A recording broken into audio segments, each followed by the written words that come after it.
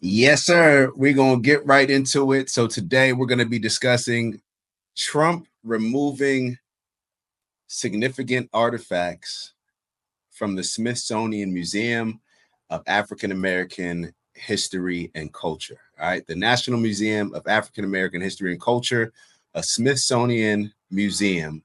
Apparently, Donald Trump is removing certain things. And I've been hearing a lot of talk about it. And that's why I decided to do a video on it, because just so y'all know, when I hear a lot about stuff, I instantly want to do more research, because usually we're hearing stuff from things that are either one-sided or objective or non-objective, I should say, and more biased towards agreeing with one particular stance or agreeing with one particular party and so on. Y'all know what I'm talking about. You get in the news, it's usually coming in biased. So it's on us to do our due diligence, research, and find out what's actually going on. So I'm going to show two separate videos that are liberal leaning, just to be totally honest. And that's another problem. The fact that I couldn't find a conservative or conservative leaning platform, or just a central platform that would be able to give us a story on what's going on. Maybe they're not even reporting on it. That's a problem. So that's what happens when we watch either we're Fox or we watch MSNBC and ABC. We end up watching it and only hearing certain stories. And obviously they're going to be biased, but it's to the point now where they won't even report on certain things. I remember when Mark Zuckerberg came out and exposed the Biden-Harris administration for censoring the things that they're putting on the Meta platforms. I didn't see MSNBC report on it once. Didn't report on it once. Now that's significant. So neither here nor there. We are here to talk about Trump and what he's doing when it comes to the African American museums. Been hearing a lot of talk about it, but nobody seems to tell me what exactly he's removing. All right. Been hearing a lot of talk about it, but nobody seems to be able to say exactly what he's removing. We're going to get that to y'all right here, hopefully, with these clips. So take a look at it. Give me your thoughts. Let me know where I'm off. Let me know where I'm on. And let's have a good convo about it. All right, here we go. Of African American history. Joining us on the news at 11, I'm Larry Miller. Multiple sources confirmed at WUSA 9 the Smithsonian Institution is starting to move out some artifacts from the National Museum of African American History and Culture. In fact, a civil rights leader and pastor said that he was told the artifacts he donated to the museum were being returned. Our Alexis Wainwright has the full story. Two employees with the National Museum of African American History and Culture told me the museum is moving out some of its artifacts. Now, this news has ignited growing concerns among visitors who travel from all over the world to learn about African American history. So I'm not disappointed. And it's unfortunate that people don't realize that if you don't know history, you will repeat history's horrors. Reverend Dr. Amos Brown says he has seen it all. He's been a civil rights activist for 73 years and has been on the front lines of history. But now he feels some of the history is being erased. He received an email from the Smithsonian Institution this month informing him the artifacts he donated to the National Museum of African American History and Culture were being returned. The artifacts included a Bible Brown carried during the demonstrations with Dr. Martin Luther King Jr. and Jesse Jackson, and a copy of History of the Negro Race in America. I just want to go back. I'm not going to interrupt, but that wasn't enough for us to be able to read it. So I want to go back. I'm going to read it to you guys for the people that aren't able to read it. Exactly the letter that was sent to Reverend Brown. Dear Reverend Brown, I wanted to alert you that the National Museum of African American History and Culture will be returning your Bible and book we borrowed for our exhibition, Segregation. Both books have been on display at the NMAAHC since we opened our doors to the public in September 2016. We are grateful for the loan of these important objects and the ability to share them with the public. In order to preserve them and not display them for too long, we are now returning them to you. I have booked a fine art shipping company, U.S. Art, whom we use often to transport the packed books from D.C. to San Francisco. Please see attached their booking confirmation. They will pick them up for me at the museum on Tuesday, April 15. 2025. They are tentatively scheduled to deliver them to you on either May 1st through May 2nd. U.S. Art will contact you at either, and they give the number a few days in advance that can form a good day and time. If you would like me to give them another phone number and or contact, and I can't read the donated. For delivery, please let me know. So this is kind of interesting. Because the actual museum is not saying that it's for the reason of Trump trying to remove certain things. They actually give the reason or excuse, probably depending on what side of the argument you're on, if there is two different sides. Yeah, we know how it goes. But is it an argument? Is it an excuse? Is it a reason? I don't know. We are grateful for the loan of these important objects and the ability to share them with the public. In order to preserve them and not display them for too long, we are now returning them to you. Interesting. And it's also interesting that the news outlet didn't highlight this part of the story, but they showed it to us.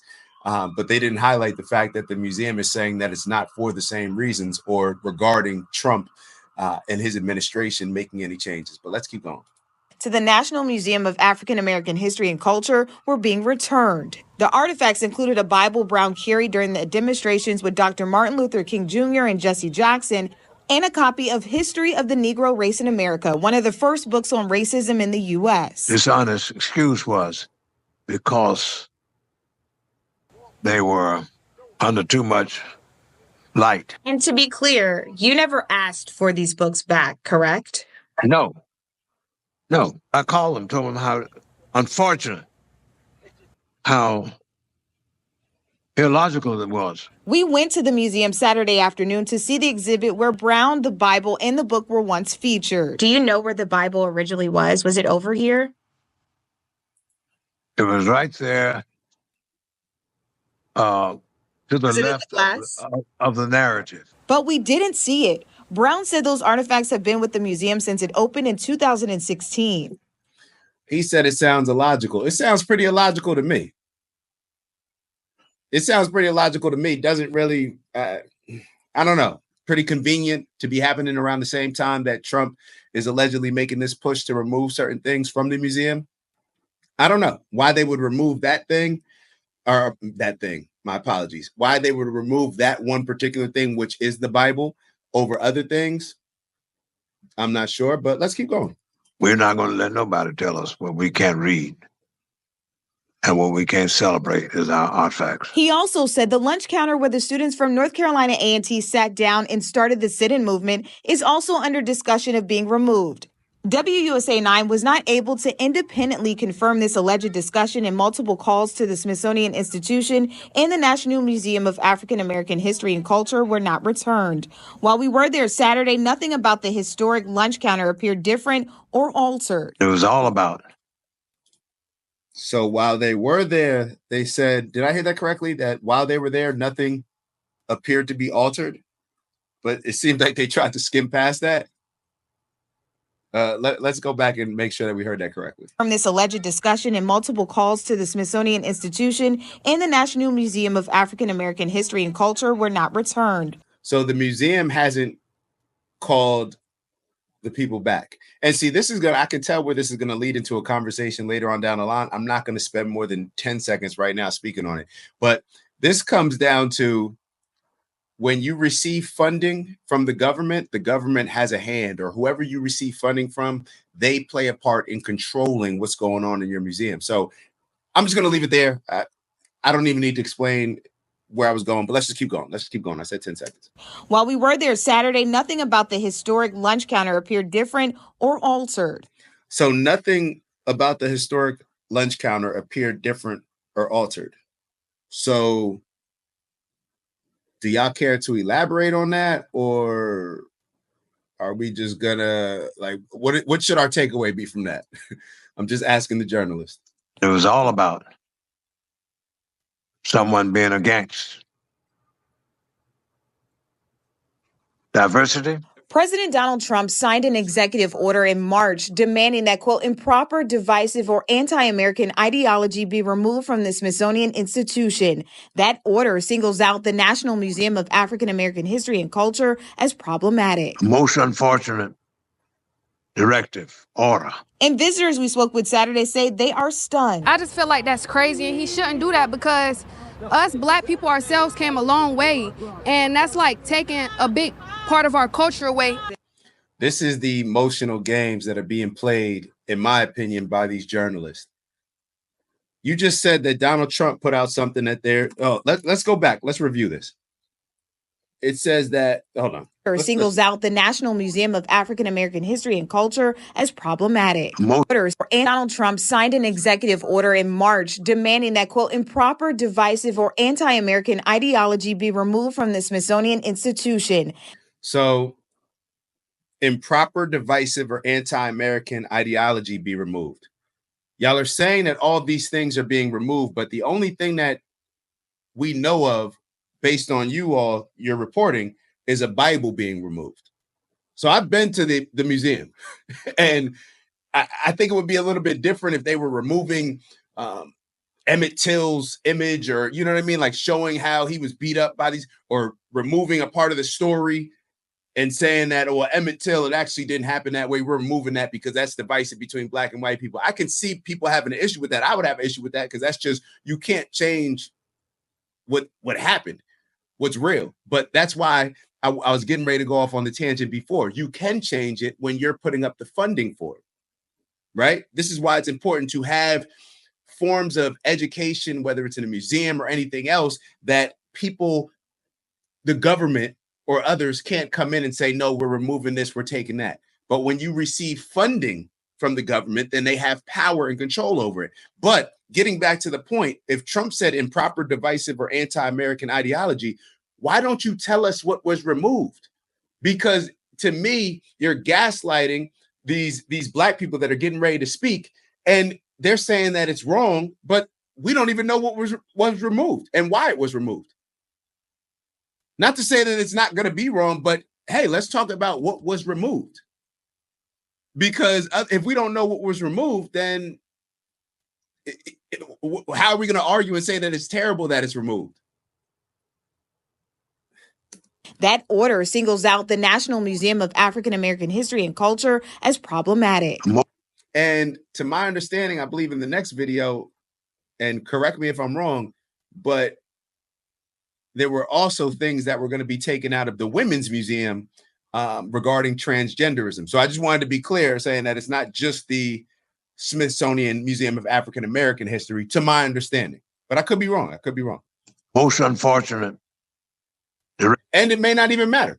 It may not even matter to this exact situation, but I'm just responding to what she said. Directive, order. And visitors we spoke with Saturday say they are stunned. I just feel like that's crazy, and he shouldn't do that because us black people ourselves came a long way, and that's like taking a big part of our culture away. It's very frustrating. I'm glad I had my glasses on because I didn't want my children to see the emotion that was driven up. Now, Dr. Amos says this makes him nervous for the future of the museum. We have reached out directly to the museum and the Smithsonian, but haven't heard back just yet. Alexis Wainwright, WUSA 9. We've done a lot of reporting. So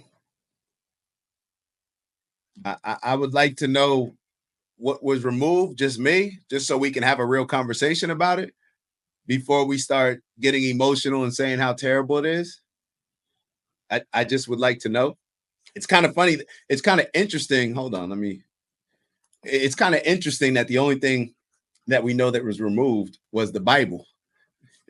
You know what I mean? That's kind of, that doesn't necessarily, it's not consistent with what, in my opinion, is being argued, or what we're accusing. A lot of people are accusing Donald Trump of being racist. Like, I don't see how being racist is removing a Bible. Like, there's plenty of other things in that museum that they could remove or change that we would say, hey, that aligns with being racist. But the Bible, maybe I'm just missing it. You guys inform me. Comment, please let me know. Like and subscribe, but also comment, because I may be wrong. It's cool. I may be seeing it from a totally wrong perspective, different perspective than I should. That's perfectly fine, yo. It's perfectly fine. Let's get into this next video real quick because this next video highlights a different angle of it, perhaps, but I just want to get as much information as possible on it so we can make an informed decision or at least have an informed perspective rather than just getting caught up with the gaslighting. Just my opinion. Let's keep going. New reaction tonight after another bold move by President Trump, this time taking aim at the Smithsonian Institution. He says it's to restore truth and sanity to American history. Critics say he's trying to whitewash it. 7 News' Carl Willis tonight with both sides. With both sides. Let's see.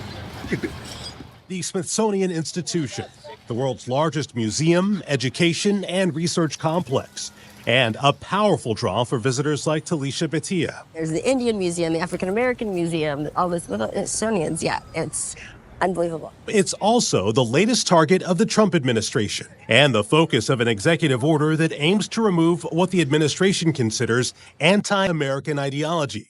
Certain narratives on the country's racial history. Part of the executive order reads, quote, "Over the past decade, Americans have witnessed a concerted and widespread effort to rewrite our nation's history, replacing objective facts with a distorted narrative driven by ideology rather than truth." The order also seeks to remove recognition of the achievements of trans women in the American Women's History Museum. I want to stop here because it seems like this is what happens when things get so radicalized and extreme. Now, what do I mean by that? I'm gonna go all the way over here and try to connect some dots. Y'all may not, just asking y'all to just bear with me. Think about the migrants, the illegal migrants that were in the country 10 years ago, 15 years ago, 6 years ago, right? Before Joe Biden and Kamala Harris decided to open up the borders completely, get rid of Trump's executive orders, and incentivize people to come here illegally at record numbers. The people that had been here working, staying low key under the radar, paying taxes even, there was not a microscope on them. But what ended up happening, because it got so radicalized with Joe Biden and Kamala Harris and opening up the border, then it put a magnifying glass on everybody and impacted people that were already here because it got so extreme. So bear with me. This with the LGBTQ, the women, the trans ideology, it's like it's gotten so extreme and all this stuff is lumped in one, right? LGBTQ plus all these things tend to be lumped in one, even though the groups are not technically facing the same issues or even aligned across the board on issues. But what ends up happening? Now you have, because this thing has gotten so extreme to where now we think that if you're born as a biological man and you transition to a woman, whether sexually or mentally, whatever it is, now you should be holding a spot in the Women's History Museum. And people may say, well, no, they have a special section for trans women. Isn't this ultimately taking away opportunities from women, which is always confusing to me about how the women's movement aligns with the LGBTQ, more specifically the trans movement? It seems like you're hustling backwards. You're taking opportunities away from yourself. When I hear Dawn Staley say that trans women, Dawn Staley, the head coach of the University of South Carolina, Dawn's very successful, one of the most successful women's basketball players in the history of women's basketball. When I hear her saying that trans women should be allowed to compete, do you realize that you're taking away opportunities from women? Dawn Staley, you know how this works. You were an athlete. You know that it's not fair for a biologically born man to be competing against a woman, but you still get bullied and pressured into doing so. And this is the extreme. When things get extreme, people end up just choosing sides. Dawn Staley doesn't believe that, but she sees that the other side's just too extreme over there. So therefore, she's going to rock out with the side that she more closely aligns with. This is when the extremes start to create these things where they just don't make sense, right? And people will rationalize it. No different than the border, what I was talking about earlier. People will start rationalizing why we should allow. I don't look. Maybe that border one wasn't a good example, but it's maybe this. Yeah, I don't know. And a lot of people will say like trans, it's only a small portion of the population. This is how it impacts things. If I decide that I'm transitioning to be a woman and I'm playing in high school sports in New Jersey, right? I'm going to not only impact or be an impact for myself.